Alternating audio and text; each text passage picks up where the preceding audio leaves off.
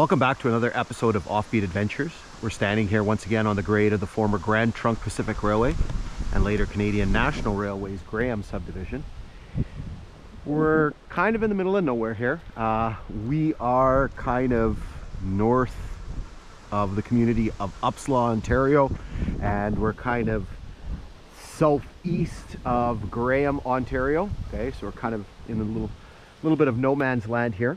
So what we're going to be doing today is we're going to be picking up where we left off on a hike that we did in the springtime. So we ended up right here at the end of May. And so what we're going to be doing is we're going to be working our way about 7.5 miles to Graham, which is going to be our destination, and Graham being one of the major points on this railway line. Now, it is the 5th of October. It is a very beautiful day today. I will give you the shot here. Once again, just like we did yesterday, I am in shorts because it is very, very warm. Again, it is October. It's the 5th of October. It's a Sunday. It's, again, beautiful day.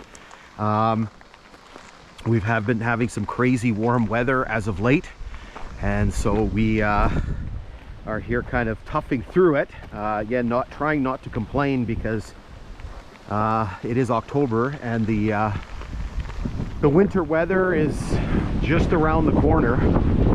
Today is a little bit windier than it was yesterday, which is nice because the breeze kind of keeps you cool. But when I left the vehicle this morning, it was 20 degrees Celsius. It's supposed to be another warm day again. It's supposed to be in that probably 25, 26 degree range.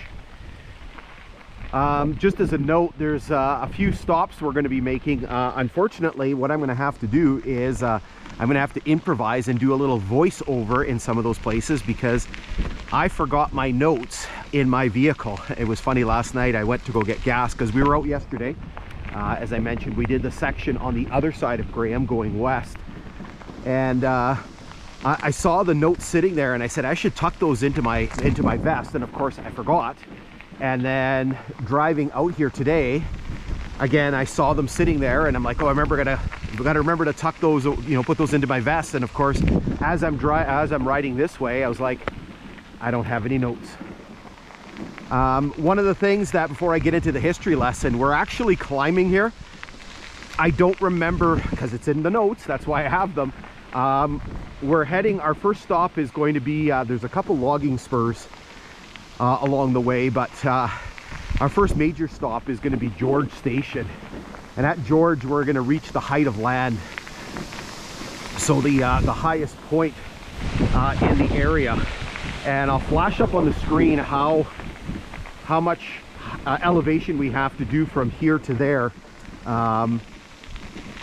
so it gives you an idea of the incline. My GPS is telling me 1661. George is at 1670. I think my GPS is off a little bit.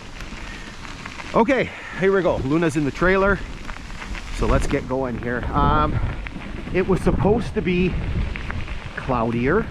Both yesterday and today was supposed to be cloudy. You can see there's a little bit of high cloud here, but for the most part there's nothing. So the sun is kind of playing havoc a little bit with our video, but there's nothing we can do. I can't control the weather, unfortunately. You know that I prefer when it's cloudy to even out the light, but we have to be thankful it's not raining or, even worse, snowing, because that is known to happen at this time of the year and being away from Lake Superior. So let's get into our history lesson. So this line was constructed by the Grand Trunk Pacific Railway between 1905 and 1908. This line was going to be part of an effort by the Grand Trunk Company, which was one of the oldest railway companies in Canada. The Grand Trunk Company got its start back in the 1850s. So it was going to be part of an effort to construct a second transcontinental railway across the country. Now, it took a long time for this endeavor to get started because Grand Trunk wasn't particularly keen on building this railway line by itself. given the experience of Canadian Pacific when they built their line in the 1870s and the 1880s. There was going to be a ridiculous amount of money and effort that was going to be needed. So Grand Trunk really didn't want to do this by themselves. So they were kind of negotiating with the Canadian government, right, to sort of get some sort of arrangement. And so it took a long time for things to finally fall into place. So eventually the company and the Canadian government hammered out an agreement whereby the Grand Trunk would build the western portion of a transcontinental line, everything from Winnipeg west to the Pacific Ocean at Prince Rupert, under the name Grand Trunk Pacific. And the Canadian government would build the eastern portion from Winnipeg to New Brunswick under the name National Transcontinental. Now, once the lines were complete, Grand Trunk would basically operate both lines. So again, this line was one of the first pieces constructed between 1905 and 1908. This line was a bit of an anomaly because it was a Grand Trunk Pacific line, but it actually connected to the NTR, so it connected to the eastern portion of the line. The whole purpose of this line, which was a branch, was to give the system access to Lake Superior and to obviously allow them to more easily transport agricultural products like grain and stuff from the prairies. So again, this line was completed in 1908, and the main part of the line took a bit longer to complete. Now, once it was done, a problem immediately popped up, and the problem is that again the Grand Trunk was supposed to operate both parts of the line. Well, they basically backed out of their agreement to operate the eastern portion, the NTR. So now the Canadian government's got a problem because they've got a railway line with nobody to operate it.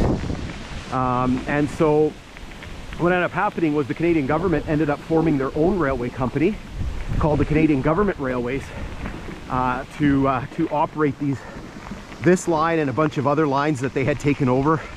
Now, this line again was a Grand Trunk line, but it connected to the NTR. So the Canadian Government Railways leased this line from Grand Trunk Pacific. So in 1915, the name of this line changed.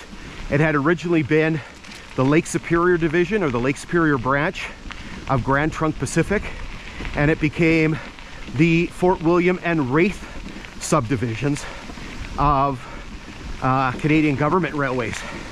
So that happened in July of 1915. So the line operated under the umbrella of the Canadian Government Railways until late 1918, when the Canadian Government Railways was merged, amalgamated, whatever you want to call it, with the Canadian Northern Railway to form Canadian National Railways. And so that took an effect in January of 1919. So at that time, the name of this line changed once again.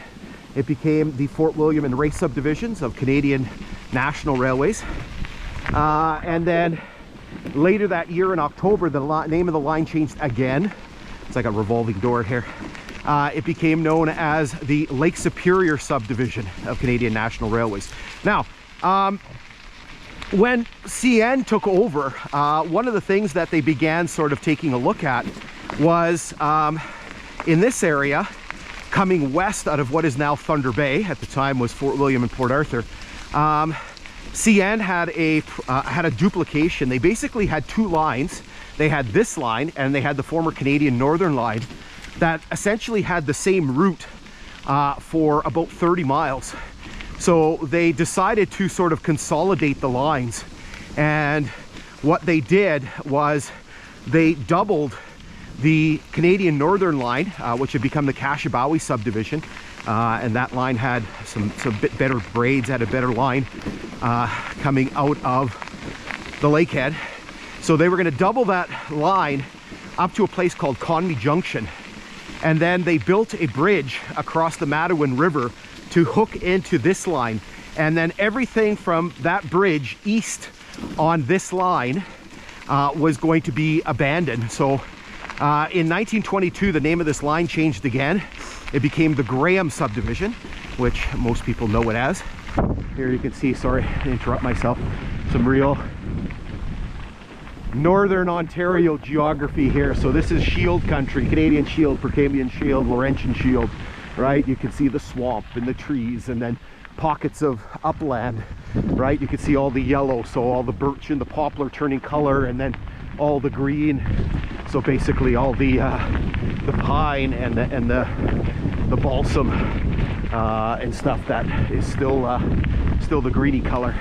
Coming into a rock cut here. Again, this is the problem when the sun is out. We don't see these cuts as well. A little bit of shade here from the sun.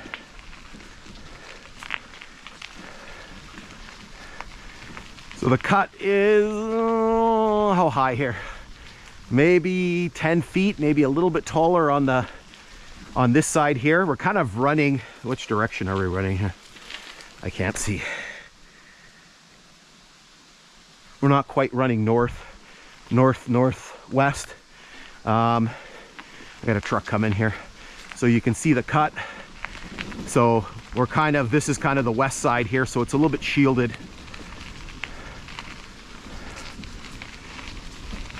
So in 1922, the line became the Graham Subdivision.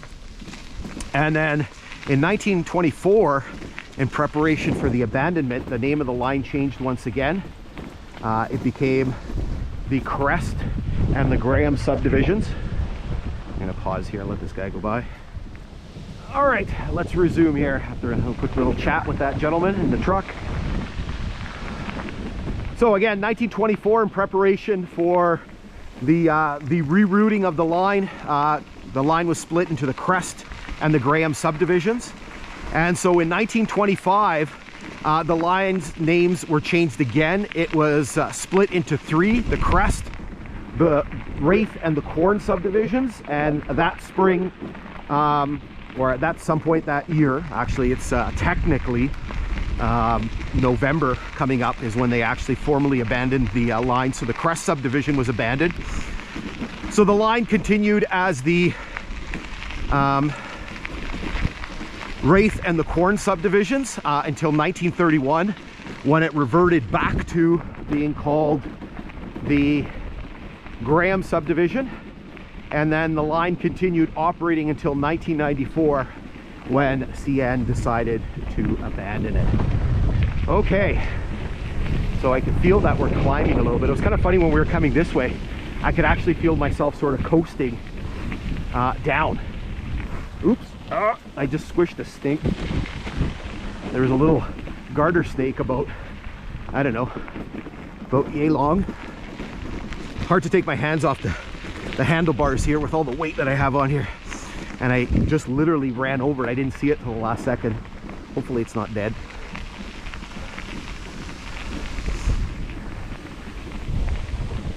Okay, we're gonna go a little bit further up here, and then we'll pause, and then we'll continue on. Time is it? 11:51. Is that 11:51 local time or Eastern time or Central time? I think it's Eastern time. Oh, again, beautiful day, just warm. I was already sweating at like 8:30 when I started the hike.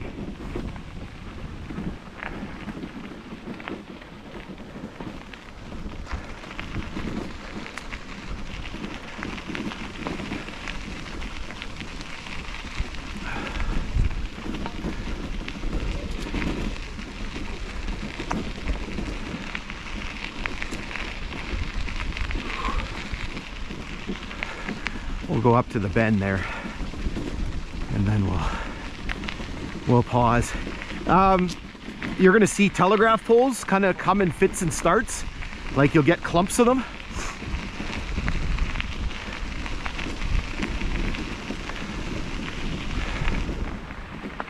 You can see we're into color change here. Kind of a weird situation.